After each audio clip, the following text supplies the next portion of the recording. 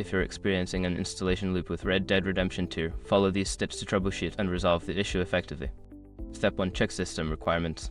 Ensure your PC meets the minimum system requirements for Red Dead Redemption 2. This includes checking your CPU, GPU, RAM, and available storage space.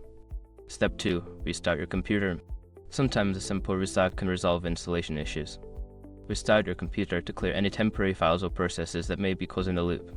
Step 3. Verify game files. If you are using a platform like Steam or Epic Games, use the built-in feature to verify the integrity of the game files. This will check for any corrupted or missing files and replace them. Step 4. Disable antivirus and firewall.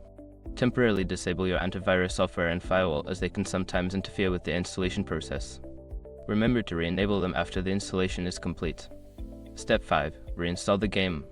If the previous steps do not resolve the issue, consider uninstalling and then reinstalling Red Dead Redemption 2. This can help reset any problematic settings or files.